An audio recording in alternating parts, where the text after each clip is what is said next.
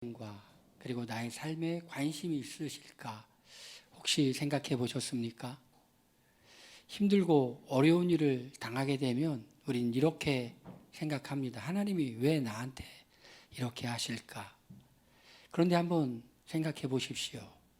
하나님이 나한테 왜 이렇게 하실까라는 질문을 던지기 전에 우리가 평소에 하나님을 의식하고 또 기억하고 하나님을 기쁘게 해드리기 위해 살았는지, 아니면 내 마음대로 내 뜻대로 마음껏 살다가 어려우니까 하나님이 나한테 왜 이렇게 하시는가 질문을 던지는지 한번 생각해 봐야 됩니다.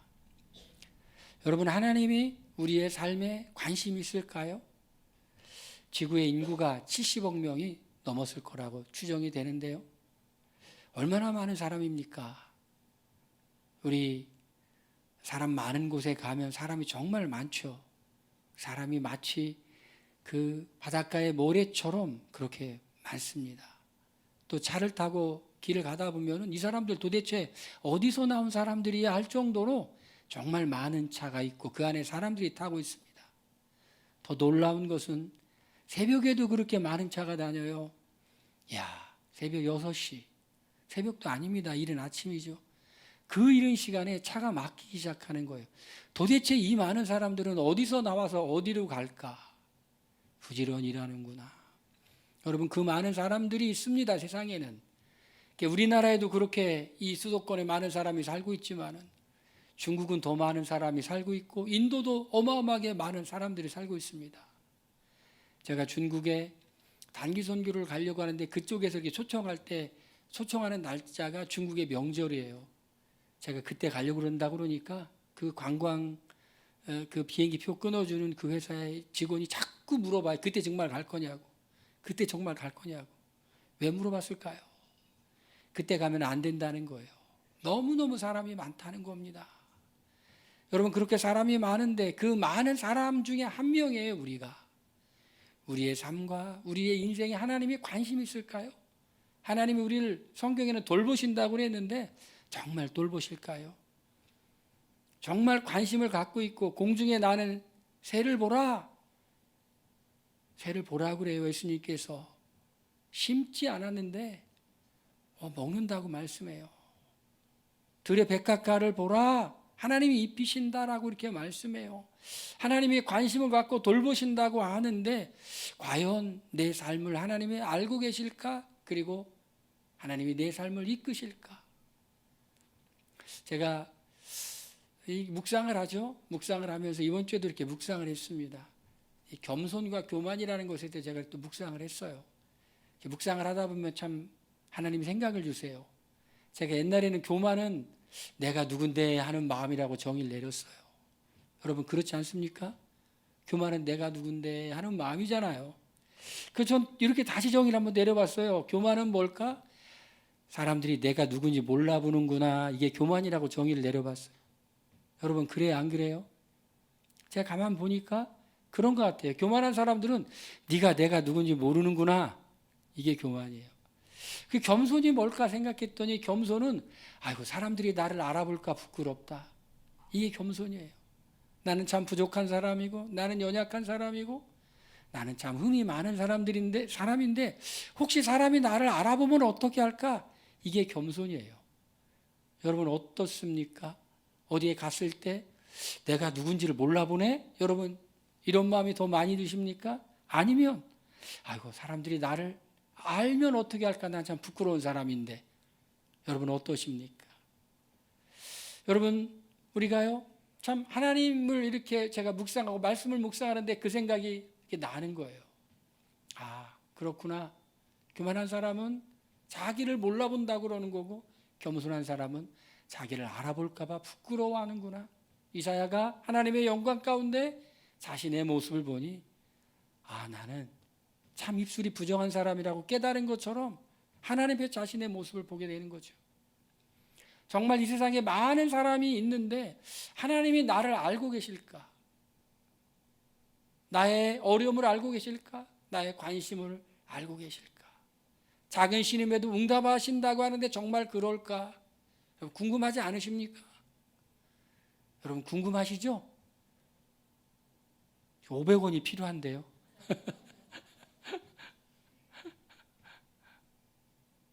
성경에는 하나님이 우리 부르짖는 소리를 듣고 계시고, 그리고 우리의 신음소리를 하나님이 이렇게 듣고 계신다고 말씀해요. 아브라함의 후손들이 애굽에, 오늘날로 이집트에 이제 이민을 갔는데 노예 상태가 되었죠. 그들이 너무 힘들었어요. 어려웠어요. 그래서 그들이 부르짖었어요. 그 부르짖는 소리가 상달되었다라는 말은 뭐냐면 하나님이 들으셨다라는 거예요. 우리 가스펠송에도 나의 작은 신음에도 응답하시는 너는 하나님을 바라봐라. 여러분, 우리가 여기서 하나님, 아니면 하나님이란 말도 없이 그냥 너무 힘들어요, 너무 고통스러워요, 너무 어려워요, 이렇게 말하는 걸 하나님이 들으실까요? 들으신다는 거예요.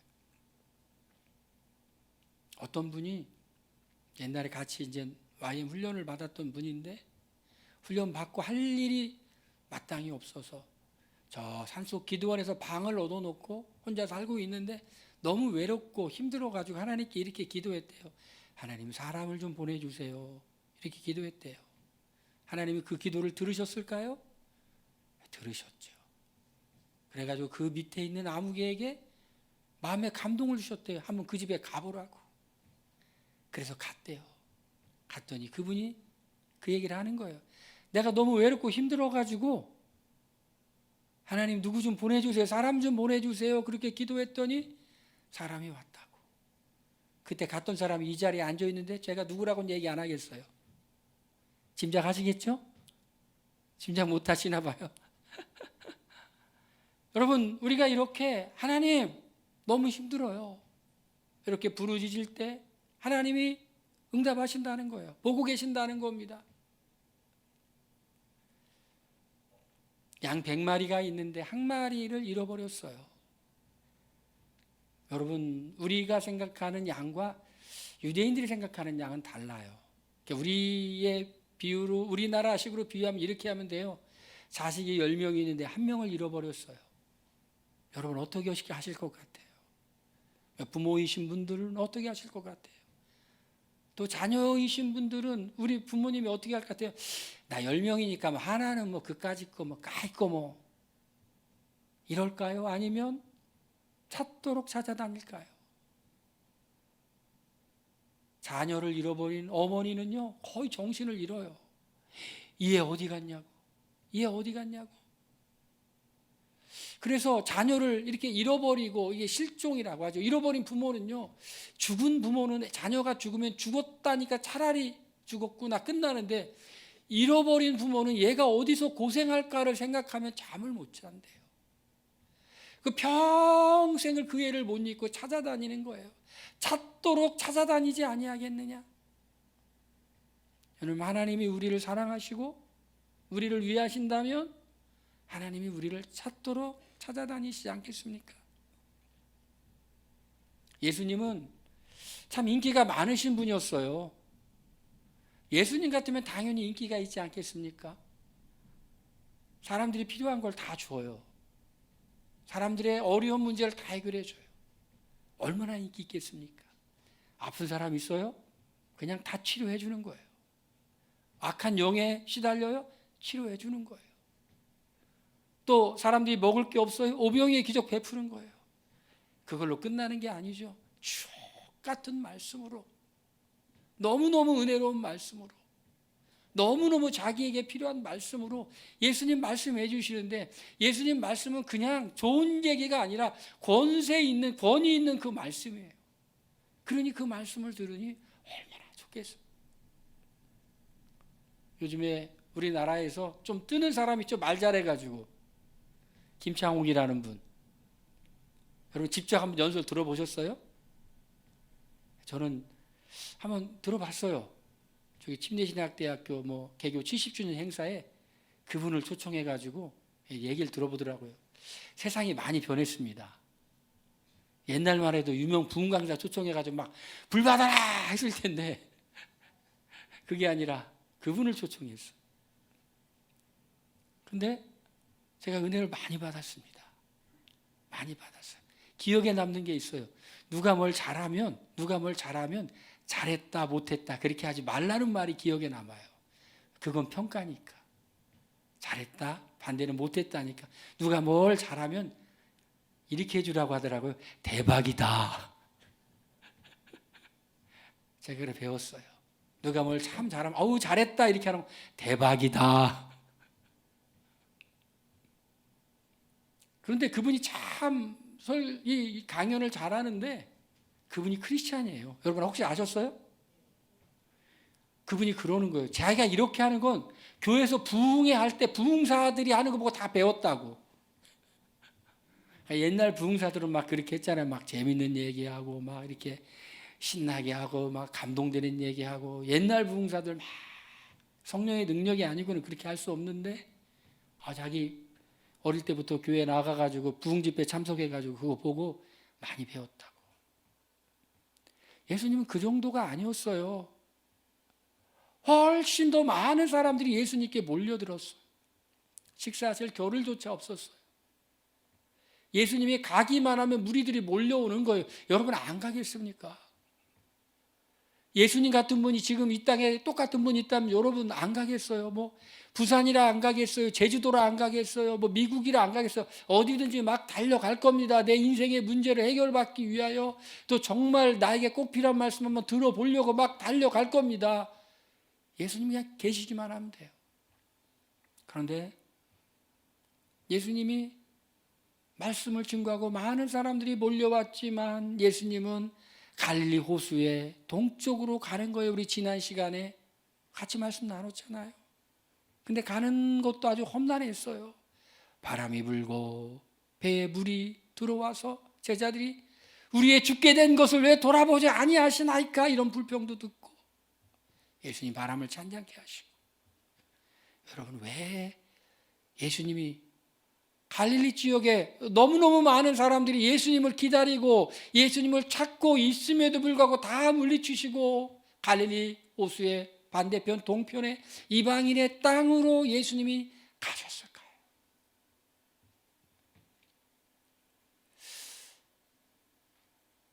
저는 옛날에 어떤 마귀 귀신을 쫓는 영화를 봤는데요.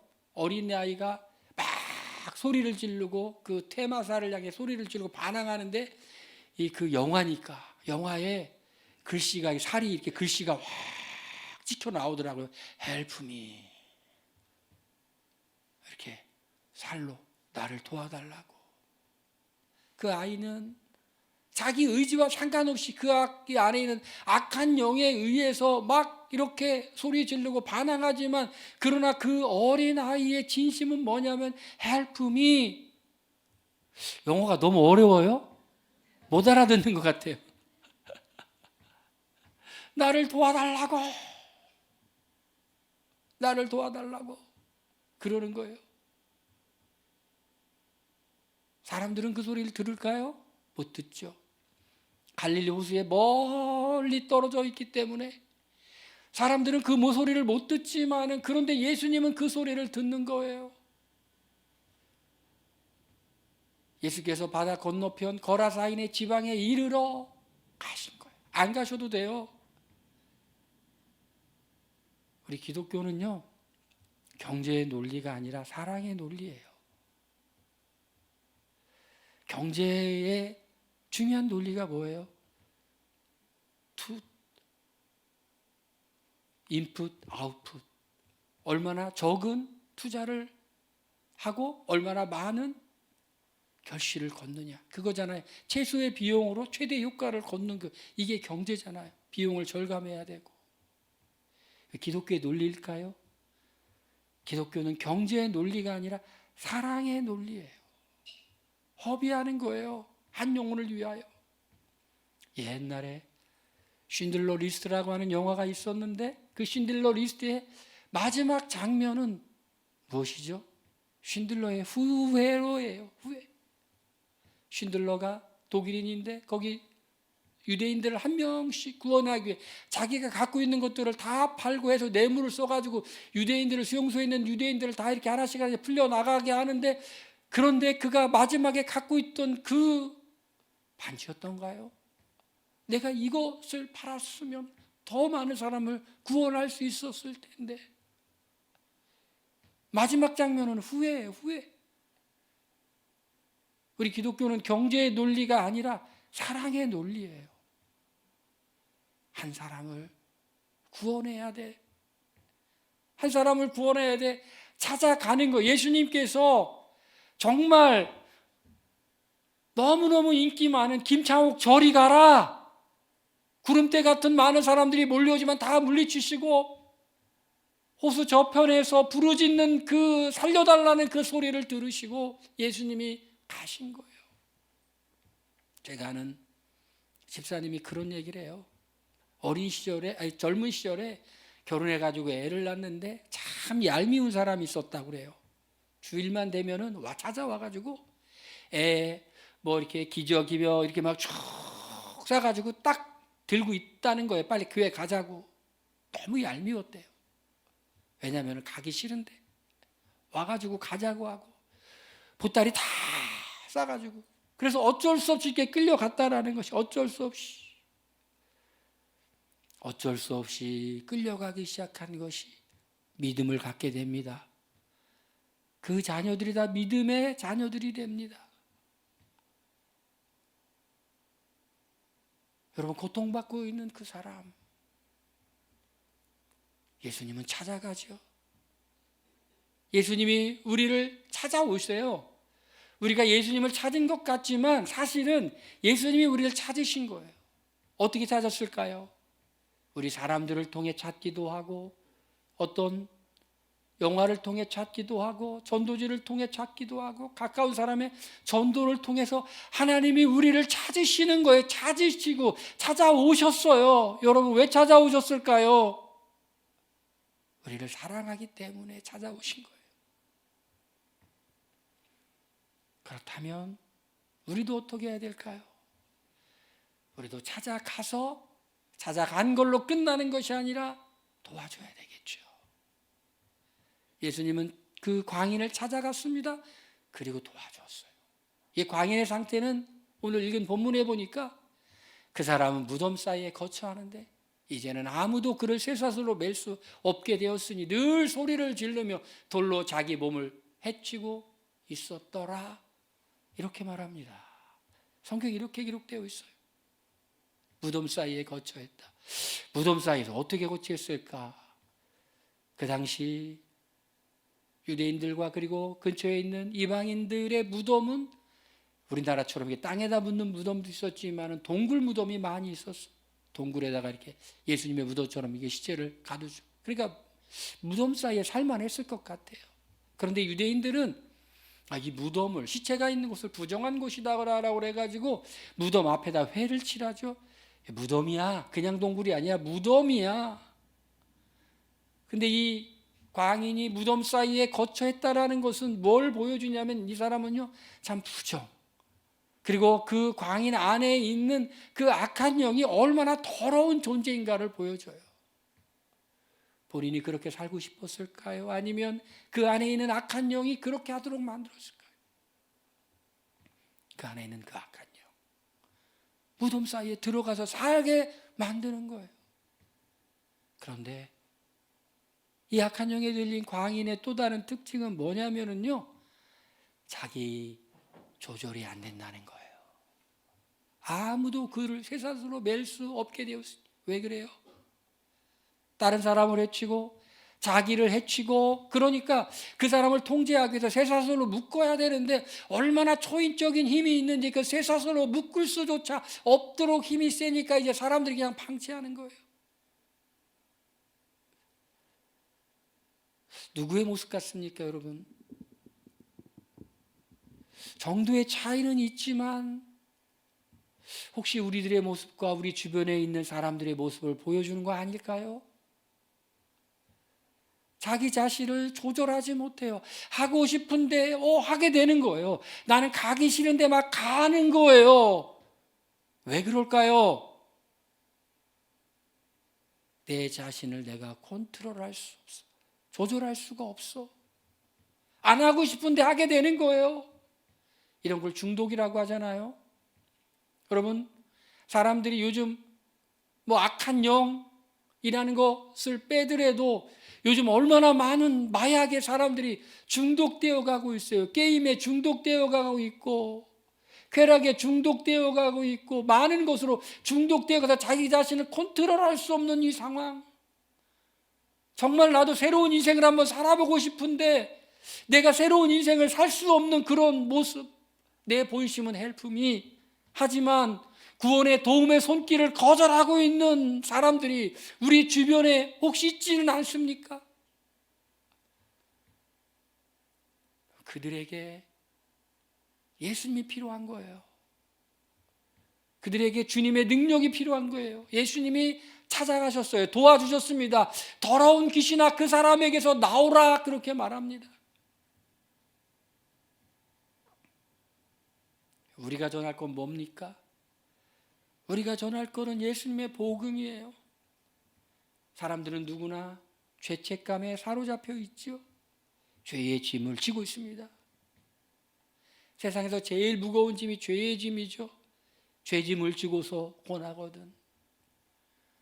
사람들은 요즘 이런 말을 많이 합니다. 조금 공부 좀 했다는 사람들이 죄책감 갖지 마.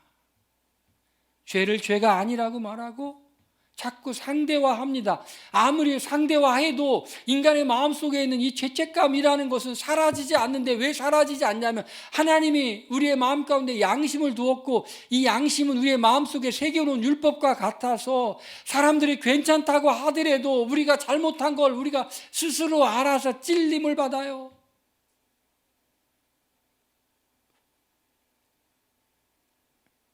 나도 좀 한번 새롭게 살고 싶은데 내가 절제가 안 돼. 나도 좀 한번 변화받아 보고 싶은데 변화가 안 돼. 여러분 주님의 은혜와 능력만이 우리를 변화시킬 줄로 믿습니다. 예수님을 믿어서 변화된 사람들이 얼마나 많이 있습니까? 예수님을 믿어서 새롭게 된 사람들이 얼마나 많이 있습니까? 제가 아는 사람 마약 중독자였는데요. 전짜 끊었다고 하더라고요. 기도를 간절히 한두 시간 했더니 뭐가 뚝 끊어지는 것처럼 느껴지더니 끊어졌다고 하더라고요. 얼마나 끊기가 어려웠는지 기도 외에는 이런 유가 나갈 수가 없느니라. 우리가 중보기도가 얼마나 중요한지 몰라요. 어떤 때는요, 저 누구를 도와줘야 되는데 왜 도와줘야 되냐면 너무 힘들어서 본인이 입을 벌려 기도할 수조차 없을 만큼 힘들 때가 있어. 그럴 때 어떻게 해야 되죠? 그럴 때 기도해 줘야 돼요. 그게 공동체예요. 누군가 널 위해 기도하네. 누군가 널 위해 기도하네.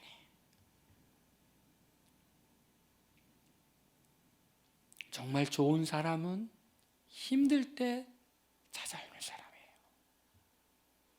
힘들 때 외면하고 잘 될 때 찾아오는 사람은 좋은 사람이 아니죠. 예수님은 언제 찾아오셔서 도와주시냐면 우리가 정말 힘들고 어려울 때 우리가 주님께 도와달라고 하고 구할 때. 여러분 우리가 요즘 선지서를 읽는데 선지서에서 뭐가 죄라고 하죠? 하나님을 의지하지 않고 하나님께 도움을 구하지 않는 게 그게 죄라고 그래요. 하나님은 우리가 도와달라고 하는 그 소리를 듣기를 좋아하시는 분이에요. 하나님 도와주세요. 때로는 하나님이 우리를 도와주는 사람으로 우리를 보내기도 합니다. 고통 가운데 절망 가운데 있는 그 사람들에게 소망을 주기 위해서 예수님이 소망인 줄 믿으시길 바랍니다. 예수님을 믿으면 새로운 살 길이, 새로운 인생의 새로운 길이 열리게 될 걸 기대하시길 바랍니다. 더러운 귀신아, 그 사람에게서 나오라. 그런데요, 우리가 세 번째 생각할 게 있습니다. 그거는 우리가 누군가를 도와주려면 경제적인 손해를 감수하고 투자해야 된다는 거예요. 더러운 귀신을 예수님은 어디로 쫓았느냐? 2,000마리 되는 돼지의 떼에게 쫓으니 2,000마리가 되는 돼지 떼가 비탈로 내리달아서 호수에 빠져서 다 죽어버렸어요. 돼지 한 마리 요즘 얼마 하는지 모르겠네요. 한 50만 원 하나요? 한 마리에? 얼마예요? 50만 원 곱하기 2천 하면은 계산이 안 나와요. 계산이 잘 안 돼요. 계산이 하여튼 많은 돈일 겁니다. 더하기 빼기가 요즘 잘 안 돼가지고 이렇게 어려운 거는 계산이 안 돼. 계산기를 써야 돼. 여러분들 알다시피 제가 이렇게 취미생활로 당구를 이렇게 치는데 당구 칠 때 이렇게 계산을 해야 되거든요. 계산이 안 돼. 27 빼기, 아니 32 빼기 27, 그럼 이런 건 계산이 되는데 이게 조금 복잡해지면 계산이 안 돼. 하여튼 2,000마리 굉장한 거예요, 여러분. 왜 그랬을까요? 왜 예수님이 그렇게 보여주셨을까요? 한 사람을 향한 주님의 마음. 낭비가 아니다. 예수님이 우리를 위해 죽으셨는데, 십자가 달려 돌아 죽으셨는데, 우리 죄값을 치루어 주셨는데, 낭비예요? 사랑의 희생입니까? 그것이 헛되이 되면 낭비라고 하는 거죠. 그러나 아무리 귀한, 아무리 많은 돈을 들였어도 그걸 통해 누군가 구원받았다. 그럼 그건 낭비가 아니라 그건 사랑의 투자라고 할 수 있겠죠. 사람은 가치 있는 일에 재물을 사용하죠. 여러분, 누군가 도움이 필요한 사람에게 밥을 한번 사주시길 바랍니다. 차를 한번 대접해 주시길 바랍니다. 귀한 선물을 해보시길 바랍니다. 시간을 투자해 보시길 바랍니다. 한 사람의 생명을 구하는 일에 투자하는 건 결코 아깝지 않다는 거예요.